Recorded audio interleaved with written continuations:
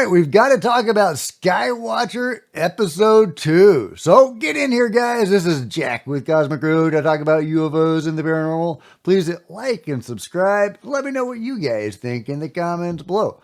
Yeah, I thought the episode was just amazing. Honestly, it was kind of a curious a combination of overwhelming and underwhelming at the same time.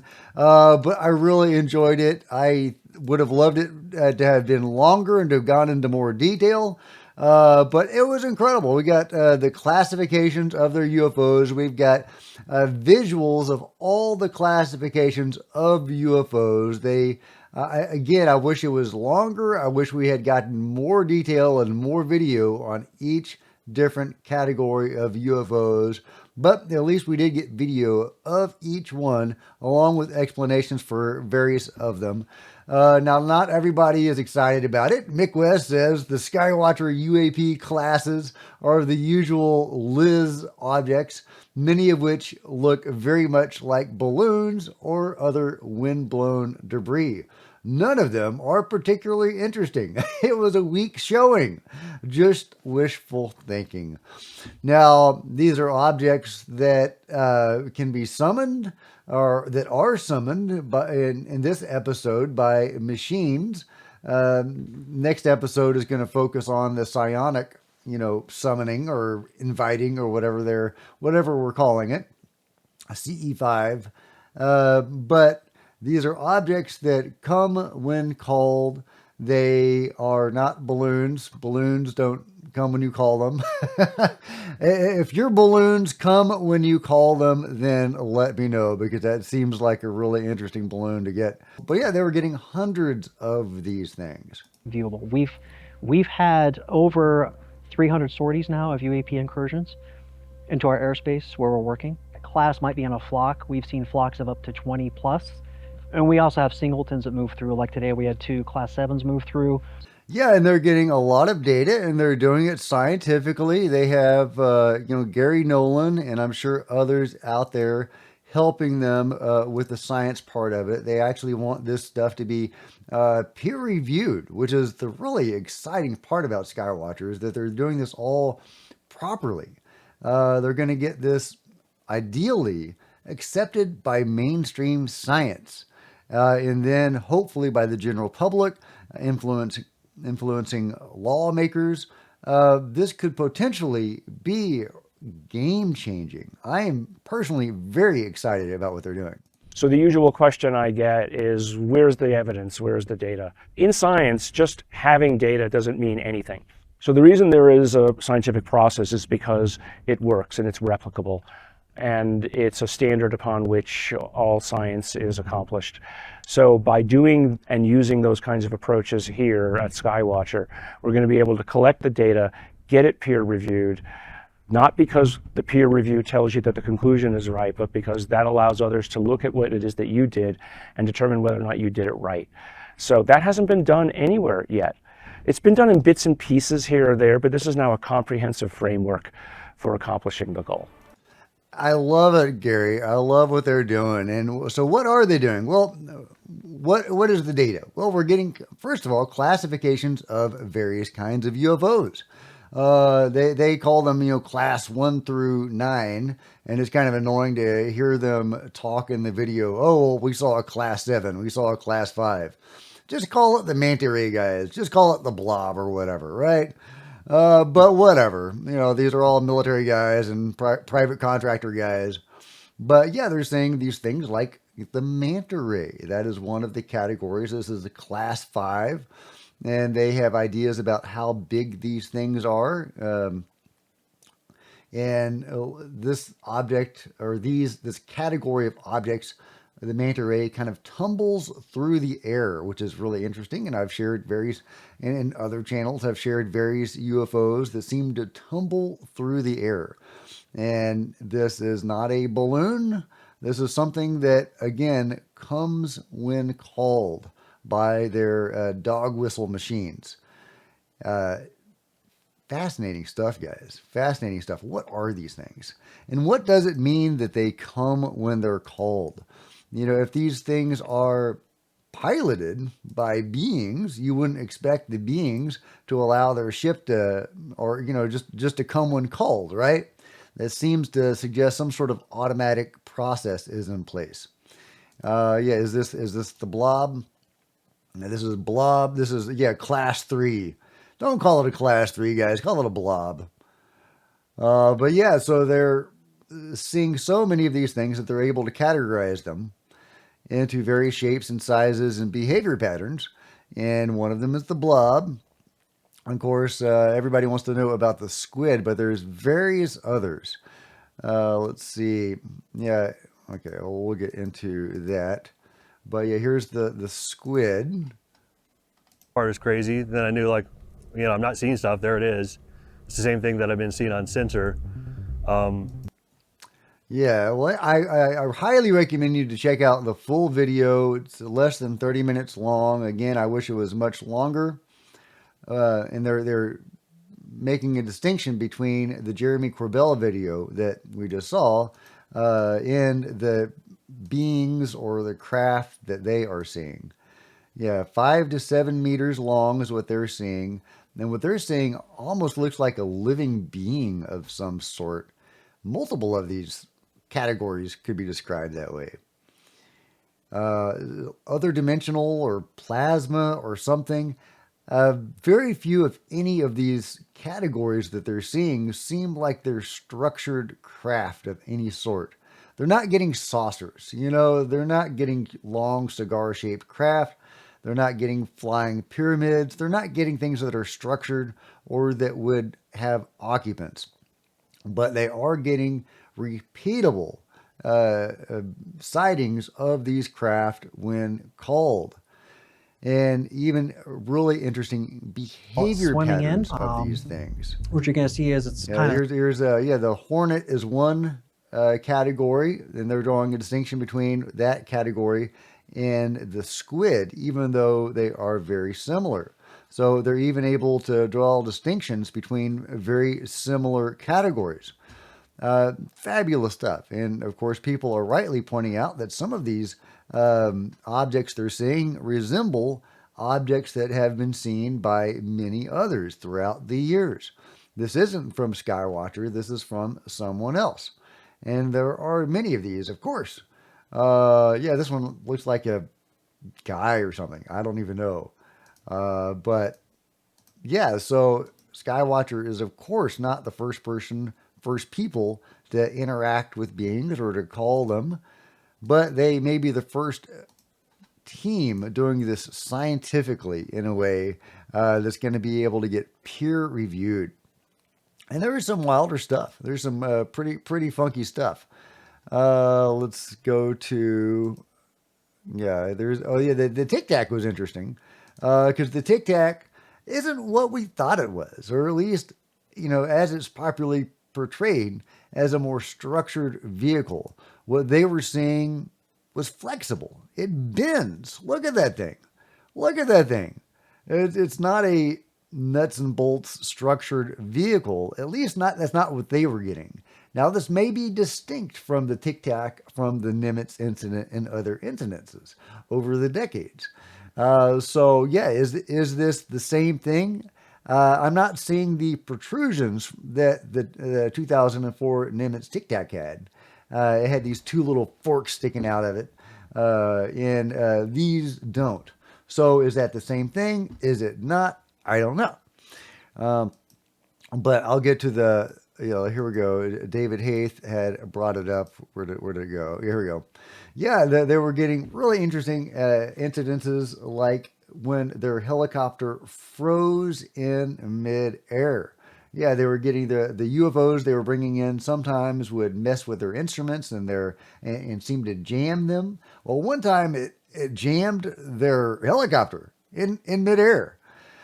As David Haith says, a Skywatcher helicopter launched toward a Tic Tac craft and was frozen mid-flight.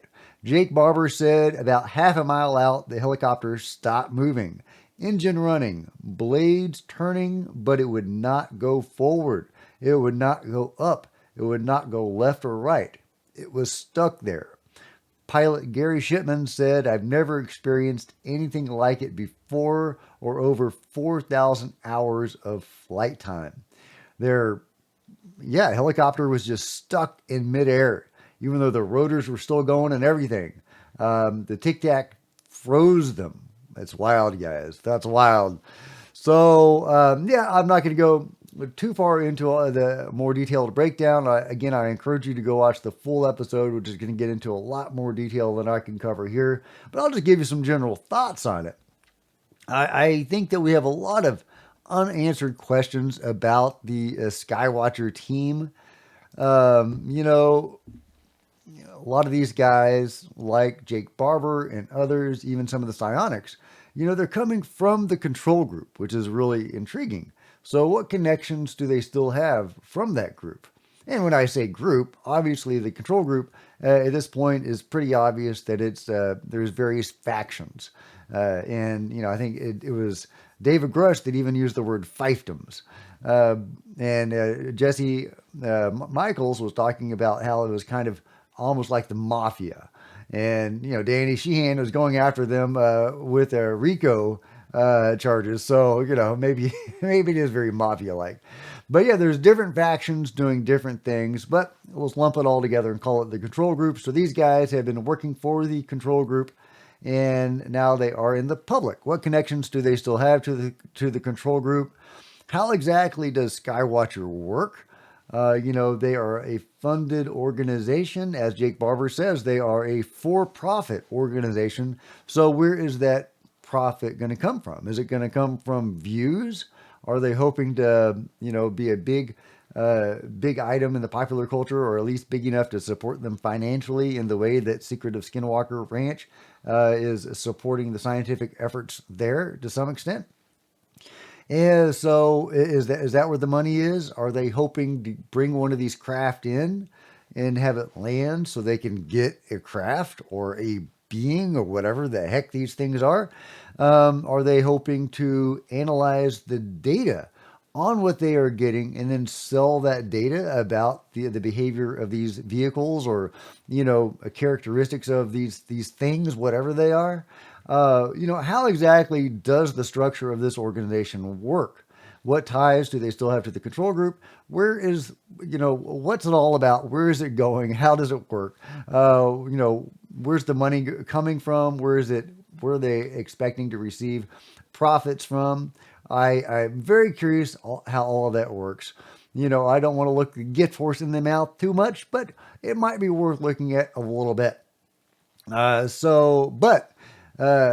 am still very excited about it. Again, this could be UFO disclosure, guys, because they don't need the government to disclose with this scenario.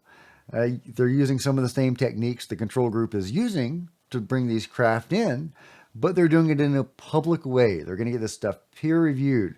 They're very public about what they're doing, at least, from what we can see. We have people like Gary Nolan, relatively trustworthy individuals involved in this that are bringing this information and that are pushing this forward. So I'm still very optimistic, very excited about what they're doing. I think this has a bigger chance of providing UFO disclosure than pretty much anything else because, again, the government doesn't have to admit to any wrongdoing. They can say, oh, look what these guys are doing. They're bringing in UFOs. Scientifically proven. Wow. Who knew? There's UFOs. That's amazing. We don't have to admit to anything. All this shady stuff we've been doing all these many years. Maybe it can ultimately get there with some transparency from the government. But it's not required of the government to be transparent in this scenario. Skywatcher can just come out with this and push this forward and bring us UFO disclosure. And once we get enough of the public galvanized and enough of Congress galvanized, then maybe that can lead to government disclosure later on. We still very much need government disclosure because we need public oversight of these black programs that have been doing this shady stuff below these many years. But getting away from the structure of Skywatcher itself and how it all functions, the data they're getting is amazing. The objects they're interacting with are weird. Again, they're not like flying saucers or big cigars or flying pyramids. Some of these are really intriguing objects, and it's unclear if they are vehicles, are they beings, what are they? What are we dealing with here? What are they dealing with here?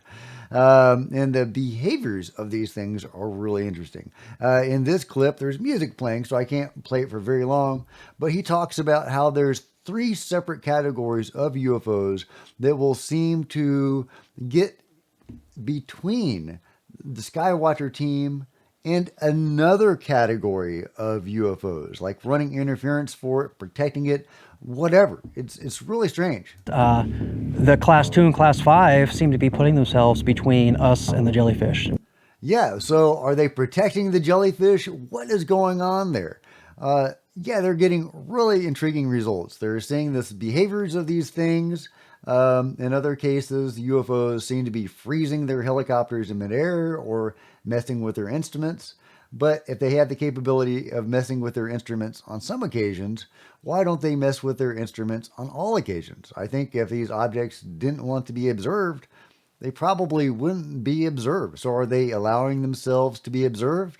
Are they even intelligent? Are they some sort of other dimensional animal or something like that, or cosmic animal of some sort? Is this a projection of consciousness or something? What are these things? They're not structured craft. There's not aliens in them, apparently. They may be aliens or alien animals or something, but they come when called. It's repeatable. They have behavior patterns that they conform to, like putting themselves between each other in Skywatcher, as if protecting one class is, one class may be more important than the other classes. Yeah, it's fascinating stuff. I can't wait to learn more about this. I hope we do learn more about it. I can't wait to see what the psionics talk about in episode 3, if they're actually making contacts with these things. Can they give us some insight into what they are and how they function, where they come from? Are there beings in them? Are they themselves beings? Are they robots? Are they drones? We've heard many times over the years that alien abductees, contactees will say that the craft are alive. Is that what we're dealing with here? Are we dealing with living craft? What are we dealing with here? I mean, look at these jellyfish, guys. These things are nuts. What are these things? What are any of them? Blobs? I mean, what are they? Are they other dimensional vehicles? Is that what we're dealing with? Let me know your theories. Let me know your theories about it all. I hope you do go check out the full episode. I'll definitely be talking more about this and paying attention to what others are saying and what new information we get out of this. But all in all, fabulous episode, super fantastic. I wish it had been longer. I want more details, but I guess that's a good thing. If you're left wanting more, I guess they're doing a good job. So yeah, go check out the episode. Let me know your thoughts about it all in the comments below. Like and subscribe, hit the bell to be notified of future videos, all that kind of good stuff. Buy a t-shirt, become a channel member, and there's plenty of other videos on the channel. I'll see you next time, guys. This is Jack with Cosmic Road, signing out.